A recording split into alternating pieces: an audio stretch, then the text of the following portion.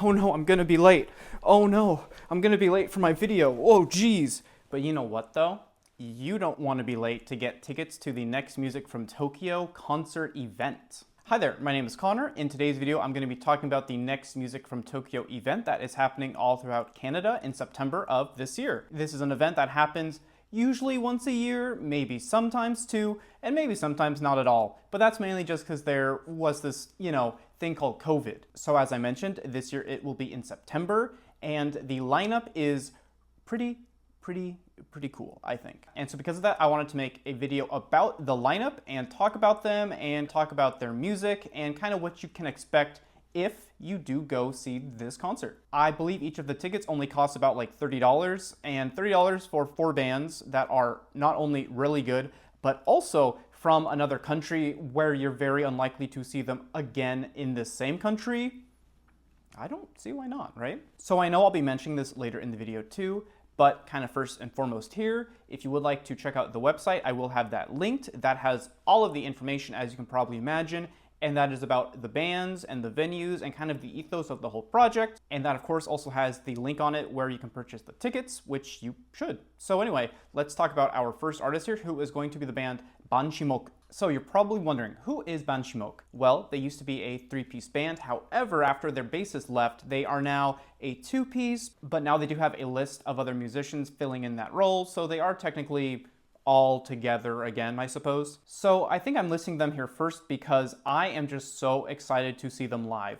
Oh my god. About a week ago, they came out with their new EP, and I love it. It is so good. And not only that too, I checked out all of their other music, including their previous albums, and they are incredible. And it's very interesting in that with every release, they keep getting better and better and better. That's not something you see a lot, and it's something I'd like to see a lot. So I'm happy that this is something that is happening with this band. So as I mentioned, this band only has 2 official members, and that would include Shion Chiga, who is on the vocals and the main guitar, as well as the drummer, who is named Yamato. And together, they are a force of nature. They are also almost always completely in sync in just every way. And I feel like if either left the band, then you would really be losing a very vital part of the band's sound. So I'm hoping that never happens, because these two are like 2 sides of the same coin, musically and also creatively, it seems like too.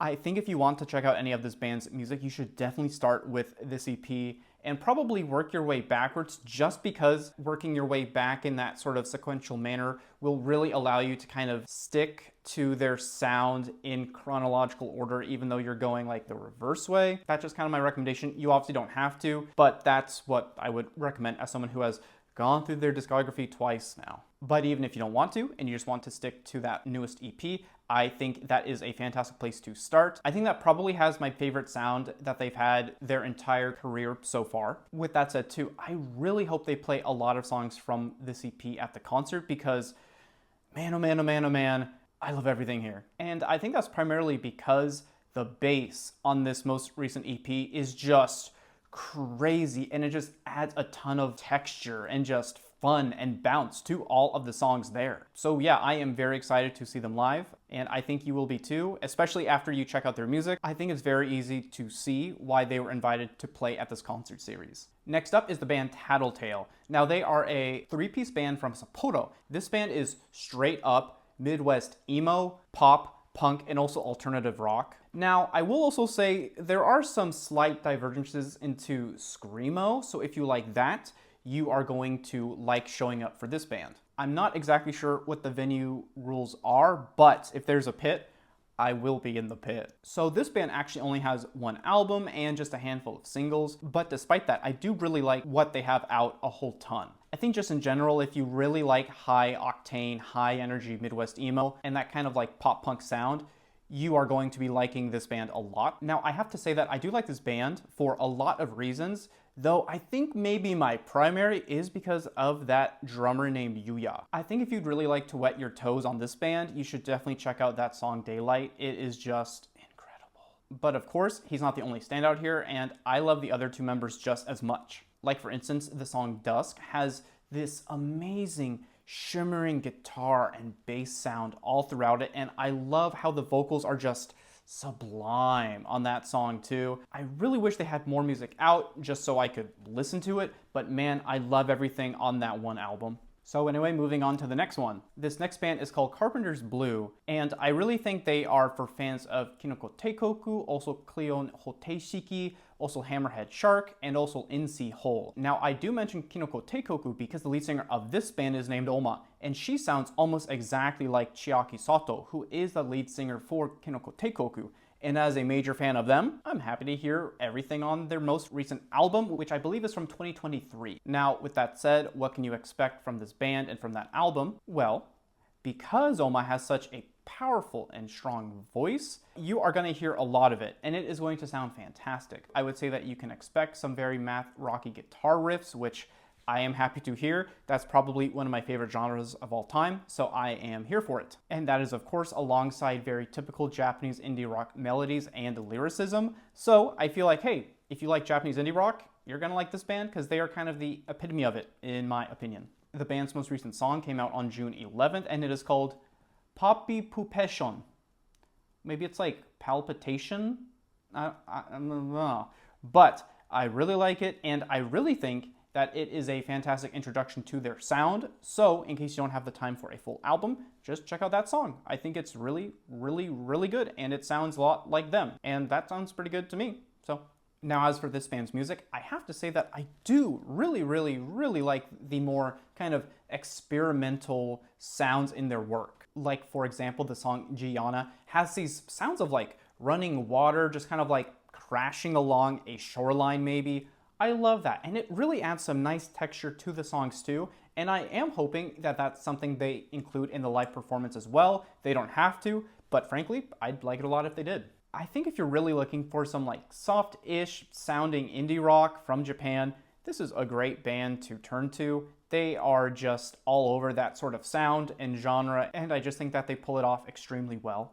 So aside from this album, they actually have another EP too, which came out prior to the album, and there is one song on there that is called Highlight, and man, I love it a lot, I like it a lot, and I am desperately hoping that maybe it shows up as a reworked version of itself on a future album.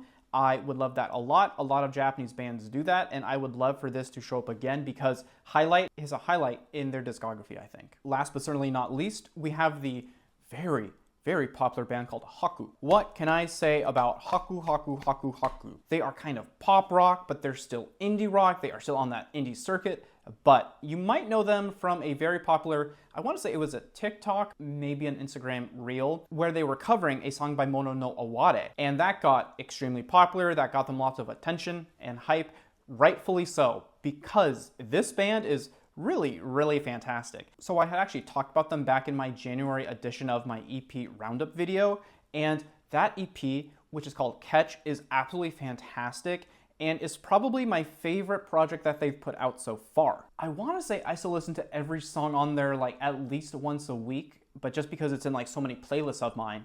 But their music is just so like fun and lively, and it just has a really nice vibe to it. It's very like clean and fresh and just, I don't know, like solid.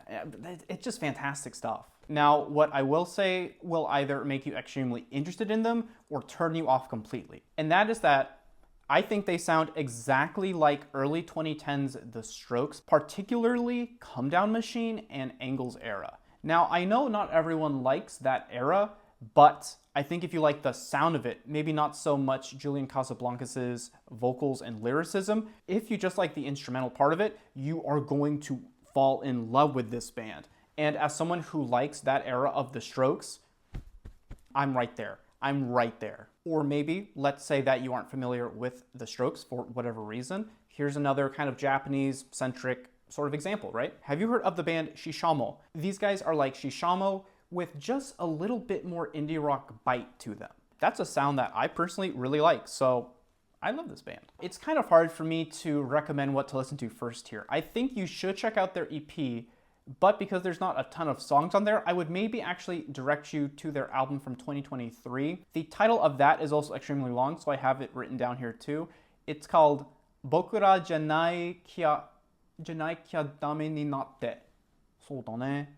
So on this one, I just have to say that the first 3 songs are absolutely fantastic, great openers. They keep the energy up, and I do really have to say that these opening songs set a very nice pace for the album and also set a very nice high that they never really come down from. It's just really straightforward, great music, you know? I think I would really recommend this band and their music for anyone who really likes very fun and also dancey indie rock, especially if you like Japanese indie rock. Or even if you don't, like I said, they sound a lot like The Strokes, so there you go. Every song they make is so tight composition-wise, and it's just like constantly showing off how skilled musicians and singers they all are. It's really fantastic. I really have no notes for this band because there's like nothing wrong with their music. It's all really, really fantastic. The lead singer of this band is named Ai, and her vocals are absolutely the cherry on top of this band's sound. I love how she writes these insanely catchy hooks that just get you hooked on their songs. It's like a drug. Her vocals play so well off of all of the instrumentals played by her bandmates that, again, it seems like a match made in heaven. I have to shout out the drummer for this band too. Her name is Mayu, and oh my god, she is absolutely wild, and I love her on their song called Day Day Day from their most recent EP, and she just sounds tight on that song.